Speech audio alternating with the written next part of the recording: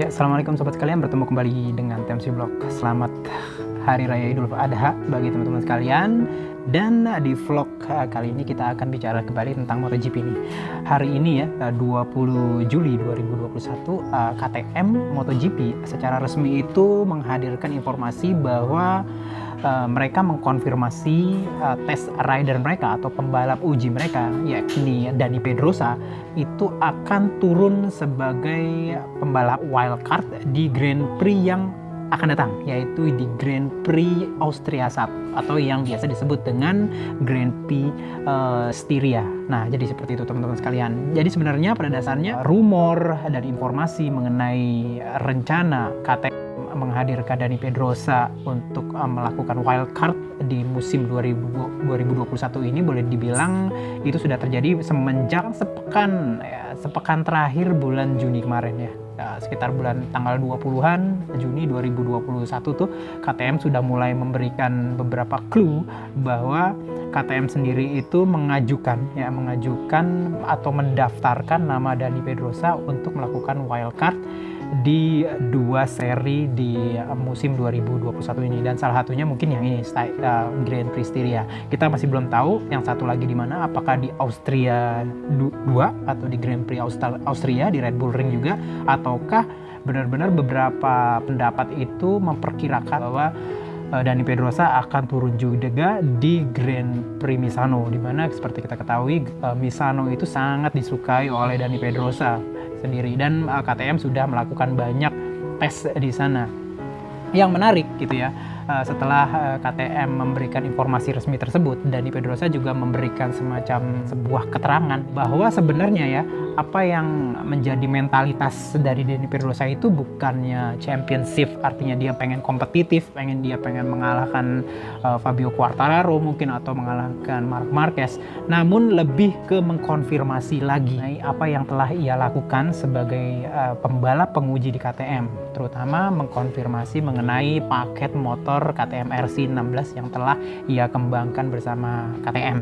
Dani Pedrosa bilang bahwa fokus saya untuk Grand Prix adalah mencoba atau menguji hal-hal yang kami miliki di motor dalam situasi balapan.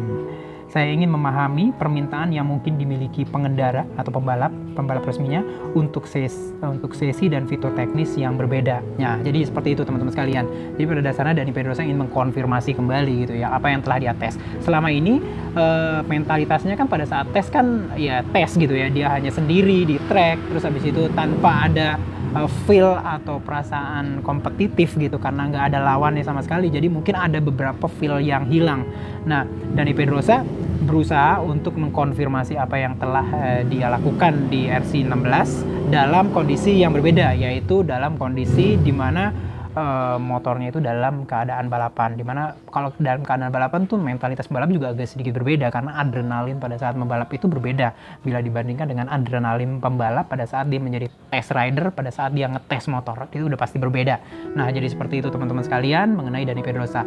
Kita masih menunggu satu lagi di mana setelah Dani Pedrosa melakukan wildcard di Styria ini, apakah di Austria ataukah di Misano gitu.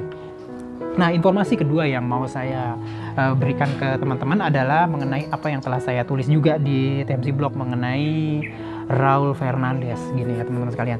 Jadi seperti kita ketahui setelah pasca race terakhir di Grand Prix Belanda di Assen 2021 kemarin, itu kan Raul Fernandez itu memberikan sebuah informasi yang boleh dibilang sih sebenarnya official, karena berasal dari dirinya sendiri, bahwa 99% dia akan membalap di kelas Moto2 di tahun 2022 nanti gitu loh. Nah, yang jadi permasalahan dan menjadi bahan diskusi selama ini oleh para jurnalis di pedok MotoGP adalah kenapa Raul Fernandez hanya menyebutkan angka 99% gitu ya. Kalau confirm banget, sudah confirm sekali, maka dia akan bilang 100% gitu ya. Kalau misalkan dia confirm banget di 2022 membalap di Moto2, dia akan bilang 100% dia akan membalap di Moto2 tanpa memberikan ruang apapun untuk spekulasi di mana dia akan membalap di kelas lainnya di 2022 nanti. Nah, 1% inilah yang kemungkinan akan dikejar oleh beberapa pabrikan ya, terutama yang kita ketahui di mana Yamaha itu telah dikonfirmasi akan ditinggalkan oleh Maverick Viñales di akhir tahun atau musim 2021 ini. kemungkinan besar yang akan menggantikan tempat Vinales di tim pabrikan Monster Energy Yamaha MotoGP adalah pembalap yang sekarang membalap di Petronas Yamaha MotoGP Team atau Petronas PISRT, yaitu Franco Morbidelli. Dan PISRT sendiri itu memiliki kayak potensi ya, bahkan kehilangan dua pembalapnya di akhir musim 2021 ini. Franco Morbidelli dengan kesepakatan antara PISRT dengan Yamaha Racing sepertinya kemungkinan besar akan pindah dan akan membalap bersama dengan Fabio Quartararo di Monster Energy Yamaha MotoGP Team atau di Yamaha Factory Teamnya. Sementara yang juga masih dipertanyakan sampai di sesi rehat musim panas ini atau summer break ini adalah Valentino Rossi. Valentino Rossi direncanakan akan memberikan keterangan gitu, akan memberikan konfirmasi kemana dia akan pergi setelah musim 2021 ini.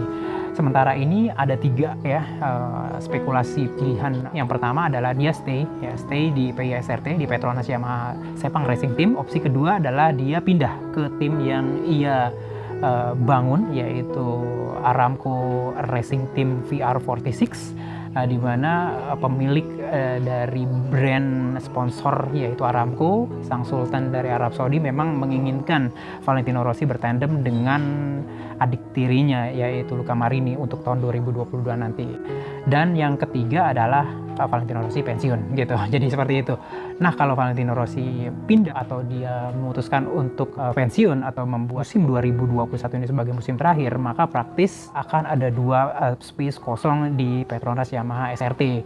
Dan satu tempat inilah yang menurut saya akan dipakai oleh Yamaha untuk mengejar Raul Fernandez. Jika memang mereka yakin banget bahwa Raul Fernandez masih memberikan space 1% untuk spekulasi dia pindah ke pabrikan lain atau ke tim lain. Kira saya kita tidak akan mendengar moving dari Yamaha untuk mendekati Raul Fernandez, karena saya yakin ini akan dilakukan sangat-sangat silent banget, jadi nggak akan bisa diketahui banyak oleh media. Jadi seperti itu teman-teman kalian. Dan menurut saya Yamaha punya banyak sisi positif ya yang bisa membuat Raul Fernandez itu akan berlabuh ke mereka. Yang pertama adalah motornya sendiri.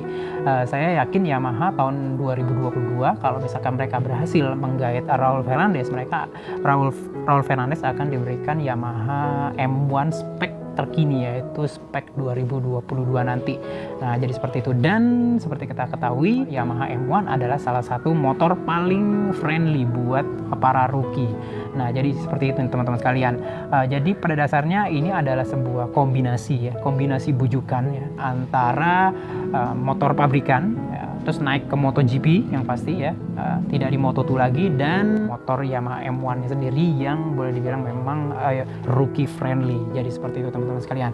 Dan menurut saya KTM harus aware banget nih ya tentang moving dari pabrikan lain terhadap Raul Fernandez, karena memang Raul Fernandez itu performanya terutama di akhir-akhir seri di paruh pertama musim 2021 itu sangat cemerlang banget, dan bahkan di 2-3 balapan terakhir itu menurut saya sih dia lebih bagus bila dibandingkan dengan pimpinan championship sekarang yang juga merupakan teammate-nya yaitu Remy Gardner yang tahun depan akan pindah atau naik kelas ke MotoGP bersama Tech3 KTM Factory Racing.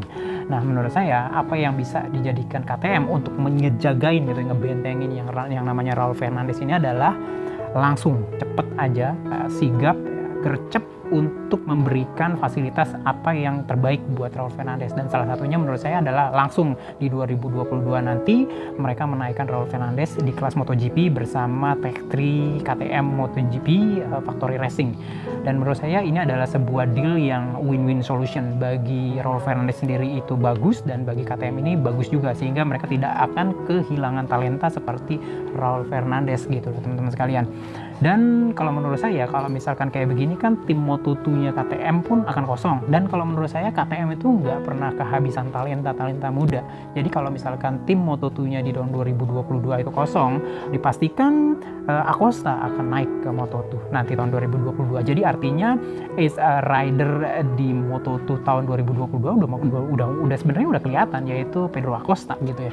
Tinggal nambahin satu lagi dari squadnya KTM sendiri, dan saya yakin banyak banget yang bisa dinaikkan mendampingi Pedro Dalla Costa di tim Moto2-nya KTM tahun 2022 nanti.